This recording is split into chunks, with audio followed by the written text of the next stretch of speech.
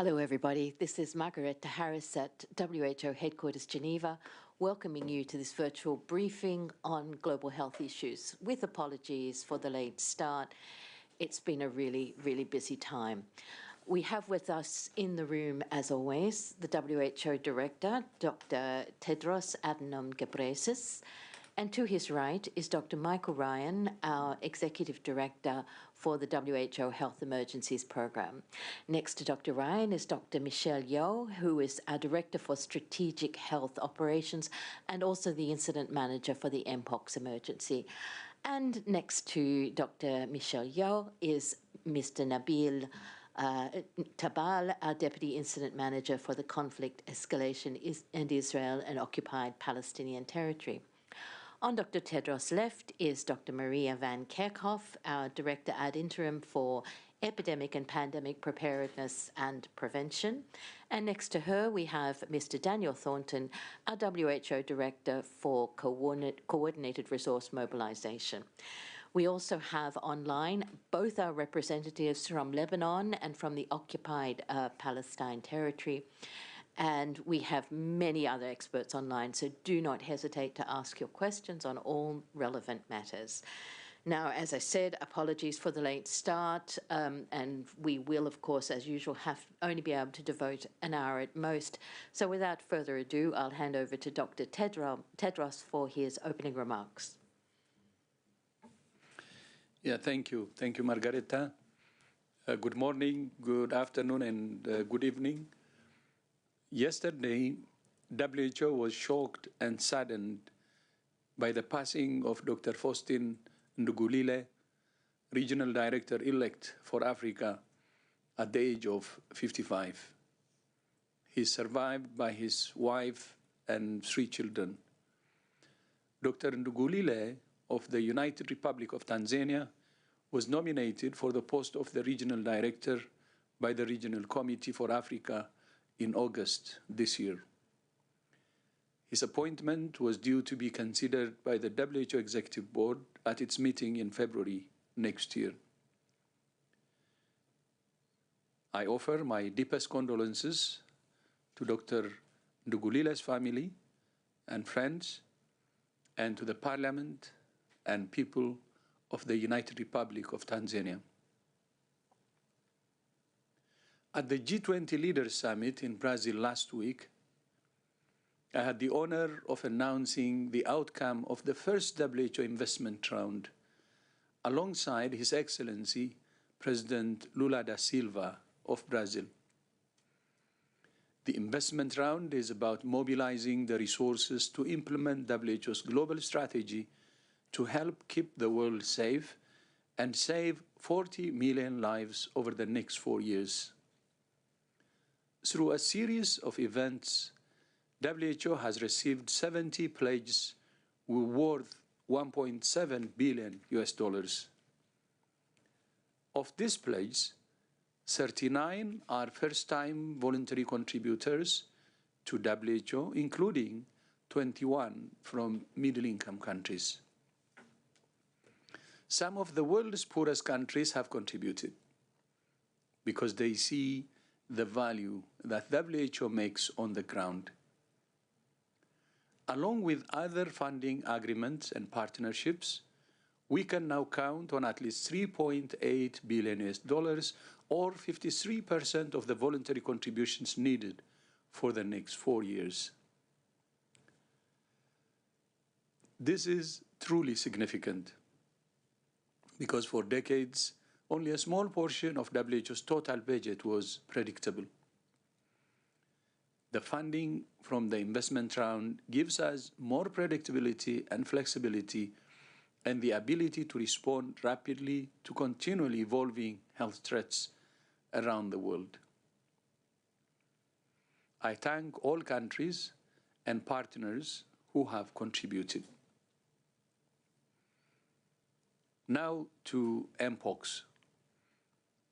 Last Friday, the Emergency Committee met and advised me that the outbreaks of Mpox in Africa continue to represent a public health emergency of international concern. I accepted that advice. Yesterday, the Emergency Committee issued updated temporary recommendations, adding some new recommendations and extending or modifying others. As we have said many times, we're not dealing with one outbreak of one virus, but several simultaneous and overlapping outbreaks of different strains or clades of the virus affecting different groups in different places. So far this year, 20 countries in Africa have reported more than 14,000 confirmed cases, including 55 deaths. More than 75% of all confirmed cases and deaths in Africa this year have been in the Democratic Republic of the Congo, where the outbreak of Clade 1b has now spread to 6 provinces, including the capital Kinshasa. Clade 1b has also spread to 4 neighboring countries. In Burundi, more than 2,000 cases have been reported, largely in urban areas. In Uganda, there are 649 cases, and a fast expanding epidemic. In Rwanda, 37 cases have been confirmed, and in Kenya, there are 19 cases. And cases have also been reported in at least 8 other countries in Africa, the Americas, and Europe. WHO, Africa CDC, and our partners are continuing to support countries to respond to these outbreaks and prevent further ones under one joint continental preparedness and response plan. Together, we're strengthening the 5 C's of outbreak response: coordination, collaborative surveillance and detection, community protection, care that's safe and scalable, and countermeasures, including vaccines. So far, 6 million vaccine doses have been pledged, of which 1.6 million are ready for distribution by the end of the year. Almost 56,000 people have been vaccinated in 7 provinces of the DRC, and health officials there are preparing to administer a second dose with vaccination starting in Kinshasa this week. We still face many challenges to bring these outbreaks under control. To meet them, we need stronger political commitment to scale up responses, activities. We need fully resourced preparedness and response plans. We need further contributions of medical countermeasures, including diagnostics and vaccines. And we need continued transparency and collaboration between affected countries and partners. WHO welcomes the ceasefire between Israel and Lebanon that took effect yesterday, and we very much hope it's respected and becomes a lasting peace. Although the fighting has stopped for now, the health needs are huge and will only increase. Those needs are more acute now that winter has arrived. In Gaza, a year ago, almost all those displaced by the conflict were sheltered in public buildings or by family members. Now, 90% are living in tents. This leaves them vulnerable to respiratory and other diseases. Cold weather, rain, and flooding are expected to exacerbate food insecurity and malnutrition. At the same time, the ongoing blockade of northern Gaza is limiting the entry of essential resources, including blankets, fuel, and food, all of which are already in short supply. This week, WHO and our partners conducted a 3-day visit to the north of Gaza. The team visited 13 health facilities, including 5 hospitals. They saw a high number of trauma patients and increasing number of patients with chronic diseases needing treatment. There are critical shortages of essential medicines and significant psychological stress among health workers. WHO and our partners are doing everything we can, everything Israel allows us to do, to deliver health services and supplies. One of the most important ways that happens is through emergency medical teams made up of health professionals from around the world who have volunteered to serve. So far, WHO has supported the deployment of 45 teams from 25 partner organizations. Since January this year, they have delivered more than 2 million consultations. Once again, the ultimate solution to this suffering is not aid, but peace. As we always say, the best medicine is peace. Monday this week marked the start of WHO's annual 16-day campaign to draw attention to gender-based violence, which affects at least 1 in 3 women and girls globally. It harms women in all countries and cultures, but some are more at risk, especially those living through wars, conflicts, and other humanitarian emergencies. Often, sexual violence is used as a weapon of war, as it has been in Sudan. Armed groups terrorize women and girls in their homes, on displacement routes, in temporary shelters, or at border crossings. There are reports of kidnapping, trafficking, sexual slavery, genital mutilation, and child marriage. Many survivors face immense hurdles to access essential health and support services because of destruction of infrastructure, the danger of moving through conflict zones, or fear of stigma and reprisals. For the past 6 years, WHO has been working to address gender-based violence in 30 countries with humanitarian emergencies, with guidelines and training for health workers to manage rape and domestic violence. We have also supported ministries of health and partners to train at least 10,000 health workers in survivor-centered clinical care. All parties to a conflict have a responsibility to prevent and end violence against women and girls. It's preventable and never inevitable. Finally, this Sunday marks World AIDS Day. This year's theme is Take the Right Path, reminding us of the critical importance of human rights in the response to HIV. Since the first World AIDS Day in 1988, we have come a long way in expanding access to prevention, diagnosis, and treatment for HIV. But these gains are at real risk, and reductions in new infections and deaths have stalled. While nearly 30 million people are now on antiretroviral treatment, another 9 million need treatment and are not getting it. More than half of those, nearly 5 million, are still unaware that they are living with HIV. Many of these gaps are among key populations who are marginalized, criminalized, or discriminated against. Men who have sex with men, people who inject drugs, transgender people, sex workers, and prisoners.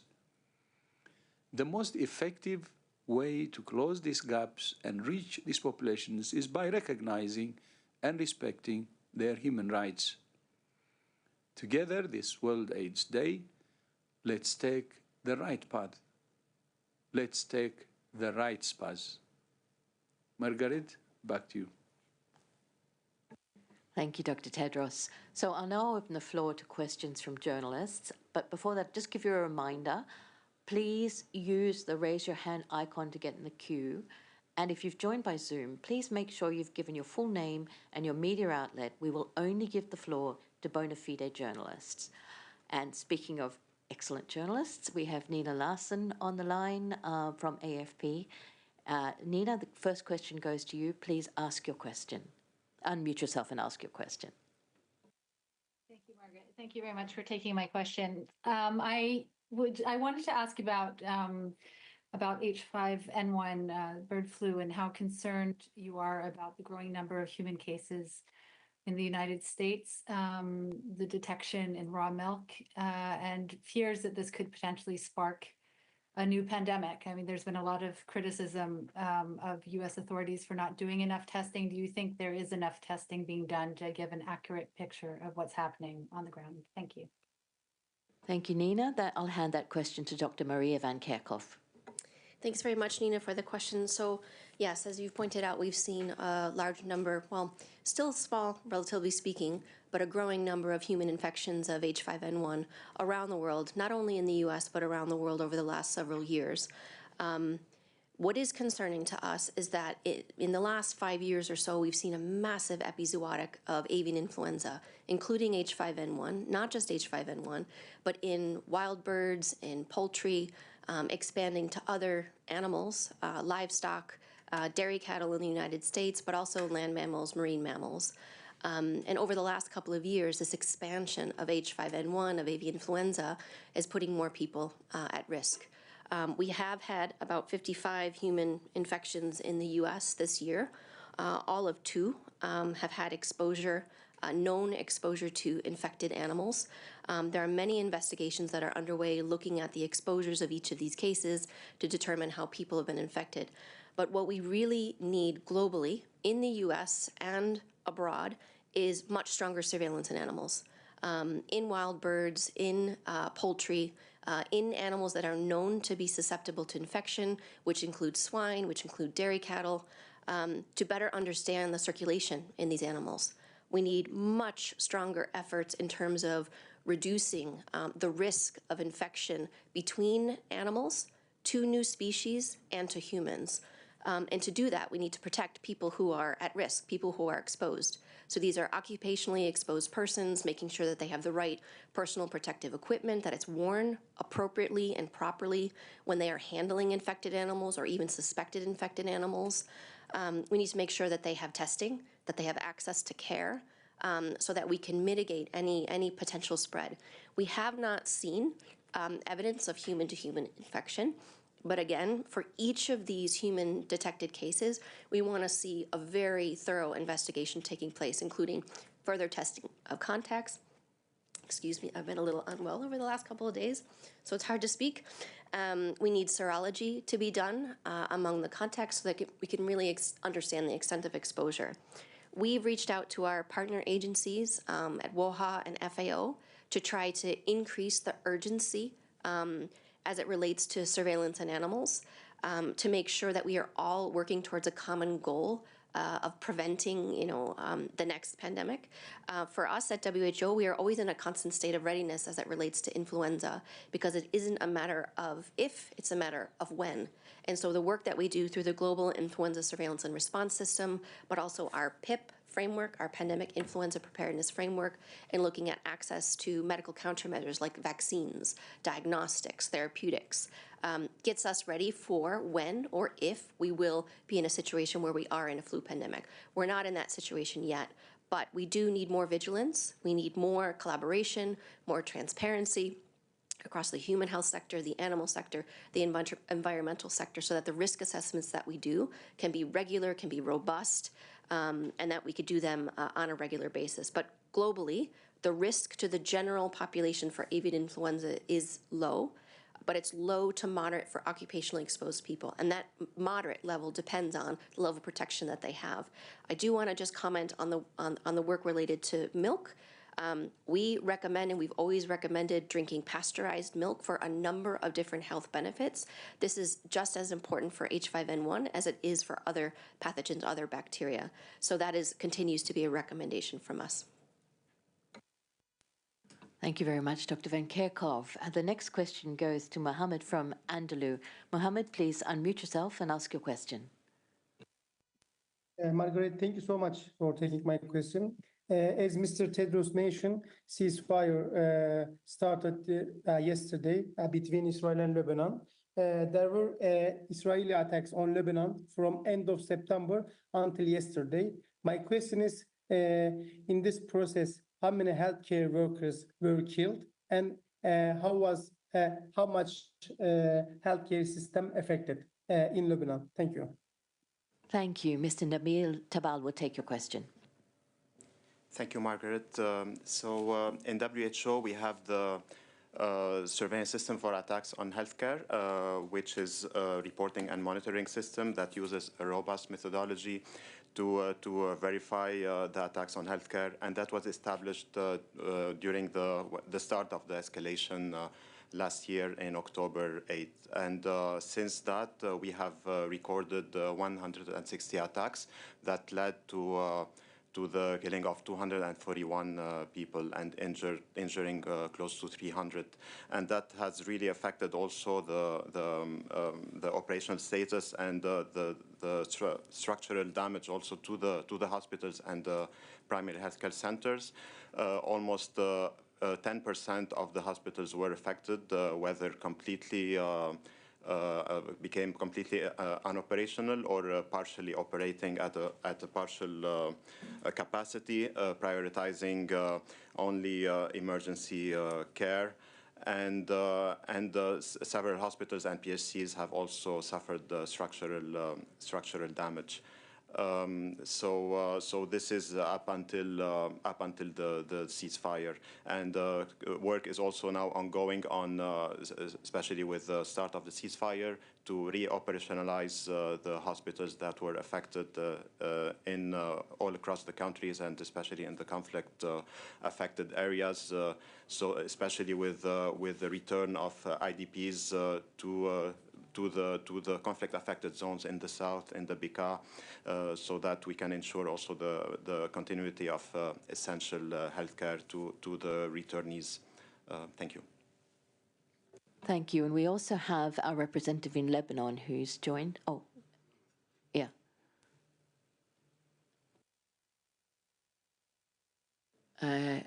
He's not joined yet. Maybe Dr.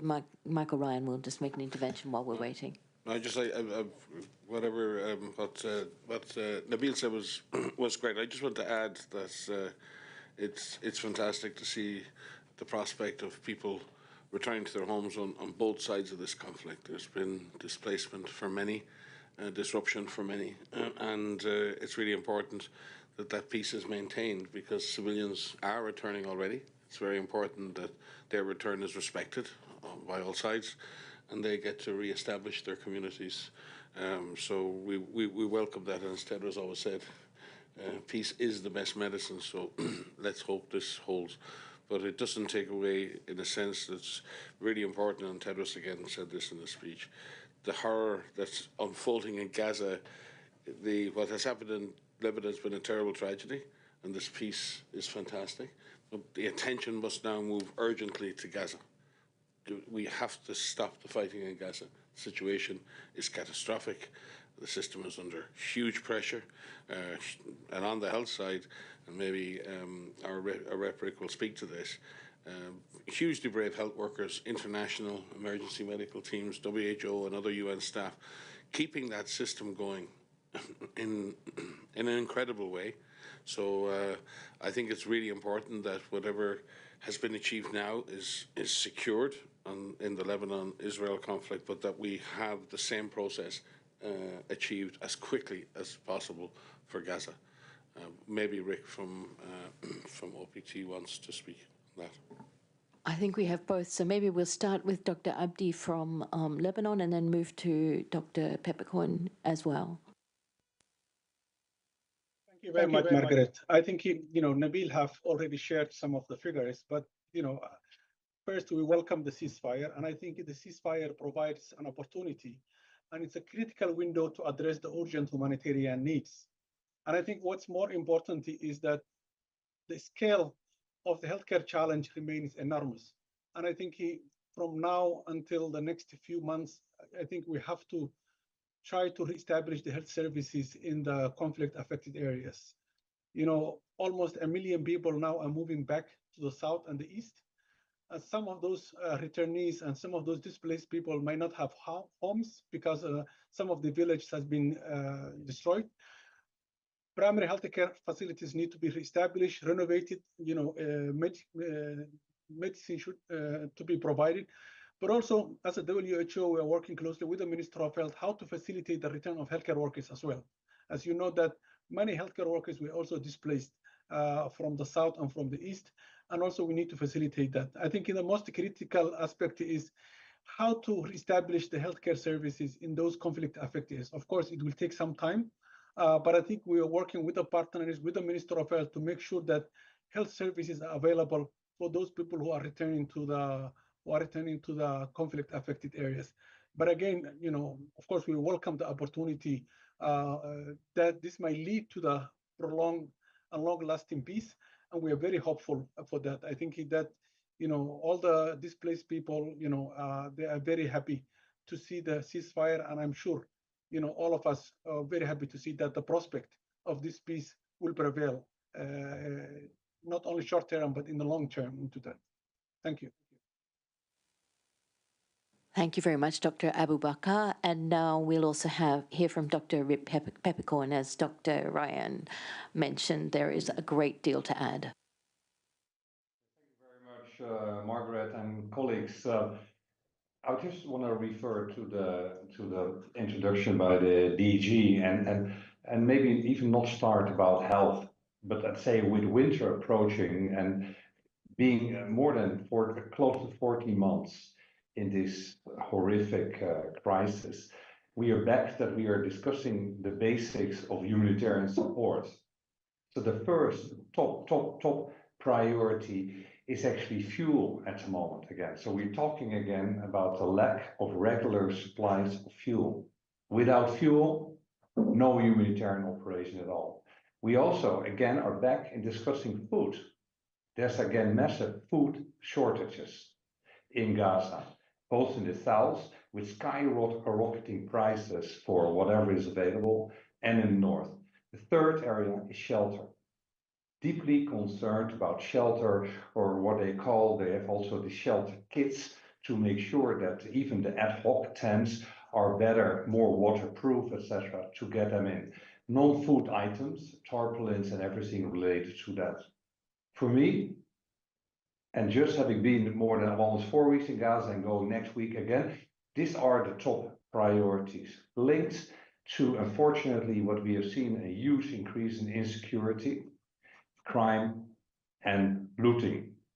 So this is an absolutely topic. Now going back to specifically on health, and I'm glad that Mike mentioned, I often get the question, oh, health service completely collapsed in Gaza. That's not true. I want to make that very clearly. And I think it's the incredible resilience of the health workers, Ministry of Health, WHO, and partners who've kept a system, I call it partly functional. And we all know that in February, for example, WHO had to assist getting the last patients out of National Medical Complex and the staff out, evacuate. The same happened in Shifa, European Gaza, etc. All those hospitals are again working as a referral hospital, not as we want them, but partly functional. And we are even referring patients there for better treatment. However, in the north of Gaza, and we have raised this many times, there's only 2 hospitals left for approximately 70,000, 80,000 people left. Kamal Adwan and Al-Ada. And those hospitals, there I cannot call them partly functional. They're minimal functional. Kamal Adwan has 1 or 2 specialists, the director, Dr. Hussam, pediatrician, who, by the way, was recently injured through an attack on the hospital, run by a few doctors and 70 nurses, still has 55 inpatients among 30 children and 5 in the ICU. The hospital has fuel for 1 or 2 days and is in dire need for an emergency medical team, blood units, medical supplies, food and fuel. Now, Al-Ada Hospital, where I've been also many times, even they have, if their fuel stocks is 0. They get a lot of obstetrics and trauma. It's one of the only hospitals with actually a surgeon, it's the only one with a surgeon north of Gaza. And so are in need for everything. So in November, WHO planned 22 missions. Only 9 were facilitated. The last 5 in the same time, 5 missions were denied to provide supplies, fuel, and bring an EMT to Canal 1. Only a few, and one of the few you heard about, we managed. Coming Saturday, we plan another mission, and we hope everybody is listening and that this mission will go. And it should go not only to Canal 1, it should also go to Al-Ada. Now, the cluster mission under leadership of WHO, I think, was a success. Critical supplies to Shifa Hospital, the patient-friendly hospital, UNRWA Primary Healthcare Center, and MSF Primary Healthcare Center, all in Gaza City. There's a need to expand the service in Gaza City, because Gaza City, actually, there's another between 100 and 150,000 people from the north are now actually camping in Gaza City. What they assessed, a huge need for mental health, psychosocial support, especially also for the health workers, and of course the shortages in supplies, the staffing, but also the high influx of trauma patients and the shortages remain in the key area: analgesics, antibiotics, surgical supplies, oxygen, IV fluids, etc. So we have that. The same applied for the primary healthcare assessments, where you see similar shortages, more basic diagnostic equipment and chronic disease medication, etc. Now, again, I want to stress, WHO is ready to do more missions to bring some of those much needed supplies and fuel, including emergency medical teams. That should always be allowed. It should be even, it's weird that we continuously discuss these topics in presses like this. So we hope that we will make inroads. But I want to stress the other key humanitarian areas which I mentioned, I'm currently even more concerned about. Maybe a last positive, just the day before yesterday, WHO facilitated another medevac of 17 patients to Jordan for special medical treatment. 12 will receive care in the US, and 6 of the patients required cancer treatment, and 11 needed treatment for war injuries. So since Rafah crossing closed, we have been assisting almost 300 patients moving to better places. What we of course asked for is consistent medical corridors, and first of all, a restoration of the medical corridor to the West Bank and East Jerusalem, but also into Egypt, etc., because approximately 12,000 patients need to be referred out of Gaza. And if we continue in this pace, we will be busy for the next 10 years. Over to you. Thank you very much for that really comprehensive summary of the situation, Dr. Peppercorn, and also thank you, Dr. Abu Bakr. The next question goes to Yuri from Novosti, RII Novosti. Yuri, please unmute yourself and ask your question. Yes, thank you, Margaret, and thank you for the briefing. I just wanted to know if you have more information on the possibilities that have WHO in Lebanon during these 60 days to, I don't know, to work in the hospitals that were closed during the conflict, to provide everything that is needed in the south of the country in order to close the gap in the humanitarian reaction during the hot period of the conflict. Thank you. Thank you. I think we did answer some of that, but perhaps we'll go over it a little. Would you be happy to start, Nabil? Yes. Oh, sorry, the WR is still online. Sorry, I thought he'd left. So that's great. Is he still online? Yes, I'm online. Oh, brilliant. Yes, actually, yes, we are trying to take advantage of this. And I think one of the first things that we have decided, for the last 2 days, together with the Minister of Health as well as other partners, is to do a quick assessment of the hospitals and primary healthcare facilities, the extent of the damage, because some of those hospitals, they have a very extensive damage, which cannot be repaired, which cannot be renovated within 60 days, within even 6 months.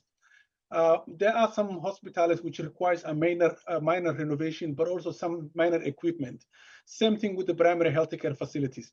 So I think we decided to do a quick assessment together with the Minister of Health and also the local health authorities. And then we will take some action to renovate and also, procure some of those equipment.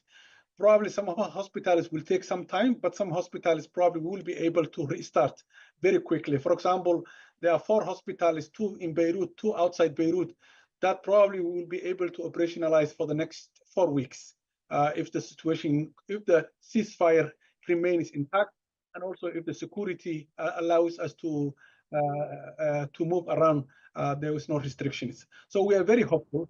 But at the same time, also, we do have a backup plan where we are trying to increase the mobile clinics that will be serving for the displaced people who are returning to the conflict-affected areas. So at least they will have access to services in overall. So overall, I think we have a master plan that for us to help all the hospitals and primary healthcare facilities and all the health services to restart most of the conflict areas. But I'm sure to kickstart all the services 100%, it will take some time. But definitely, we do have a backup plan to at least to provide the critical health services for those area and those displaced people who already returned to the to conflict-affected areas, especially the hospitals.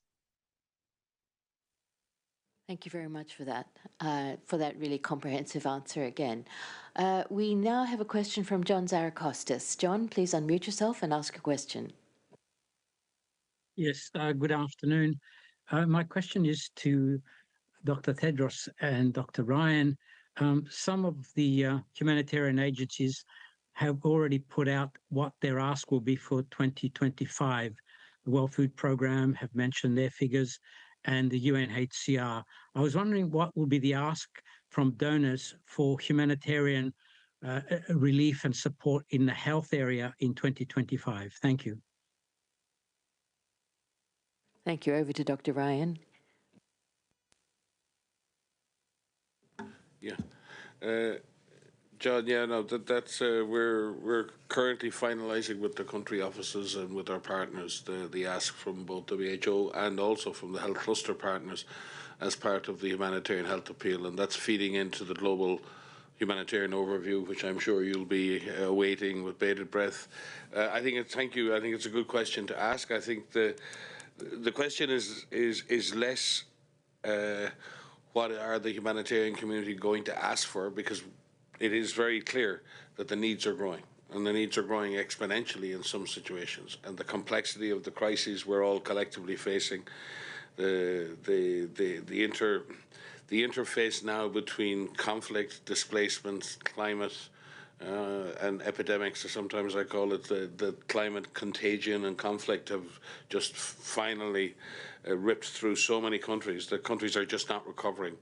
And what we're seeing is a new pattern, John, and you've seen this yourself over the years. We've moved from a series of acute humanitarian crises where there's a beginning, a middle, and the end of a crisis, be it a natural disaster, be it a conflict. What we're seeing is countries rolling over in crises, going from one crisis to the next, be it from a political to economic to a climate to conflict to an epidemic, and countries are just not pulling out of that. And we're seeing the length of these crises increasing. The duration of these crises is not measured in weeks anymore. It's not measured in months. It's measured in years, and in some cases measured in decades. And therefore, humanitarians have to stay in the ground, on the field. This move between humanitarian intervention and development has been interrupted and disrupted in country after country. It's very impossible. It's nearly impossible in some situations to reignite development activities in many geographies. So the humanitarian needs are growing, but the real question is how much money does the international community have to give? Because that's been falling. So while the rate of crises and the depth and intensity of crisis has grown, the appetite of the international community to fund those has fallen away. And we're seeing that in crisis after crisis last year, and many of the humanitarian health appeals last year were less than 50% funded. Some of them were less than 20% funded. There are a couple that are less than 10% funded. It is very, very hard for WHO and its health partners to deliver on any of the ambition that we have with those kinds of funding numbers. Last year, I think the overall ask was in excess of $1.5 billion to deal with all of the crises. That doesn't take into account the operational cost that WHO has to have our offices on the ground in countries and all of the infrastructure that goes with that. That is an extra cost on us. So what are we asking? And Tedros keeps saying this, we can keep asking for money. We can keep asking for resources. But when you look at it, the realities on the ground are we keep asking for more money, the number and depth and intensity of crisis grows, then we ask for more money, and then it goes around and around. What has to happen is something has to be done politically to interrupt these crises. We have got to have a much more fundamental intervention that prevents countries going from fragility to collapse, that prevents populations going from being in homes to being displaced, that prevents communities that are well protected with vaccines going to massive epidemics. We're shifting huge elements of our societies from stability to instability. And while we continue to do that and leave hundreds of millions of people outside what is the developed world standards. And this is no longer a developed world to developing equation. There are many, many developing countries, or so-called developing countries, who are making great progress. They're stable, their vaccination rates are rising, their education rates are rising, women's rights are being addressed. It's not perfect, no country is perfect, but we're seeing progress. But there is a group of countries where they seem to be separating from the rest of the planet geopolitically, where they're having these permanent state of crisis, and literally we're going, every year we're nearly doubling the number of people who exist in those settings. We believe by the end of the decade that up to 80–85% of the world's poorest people will live in these fragile, conflict-affected and vulnerable settings. We think that 2/3 of women, or over half of women, over half of children who die in before 5, over half of women who die in childbirth will die in these settings. 70% of high-impact epidemics will die in these settings. That's what's driving migration. That's what's driving desperation. That's what's driving global epidemic risk. And we don't seem to be able to get to grips with that. So, John, while I respect the question, I really appreciate the opportunity to reach out to our donors to ask for more money. More money is great and we need it, but more money is not the solution to what we're all facing right now. Thank you very much, Dr. Ryan. And I think, Dr. Tedros has something to add. No? No, I was going to say I'd like to ask Dr. Tedros to end the press conference, because on that note, I think that's the note on which we end. Thank you. Thank you, Margaret. Thank you to all members of the press for joining us today, and see you next time. Thank you.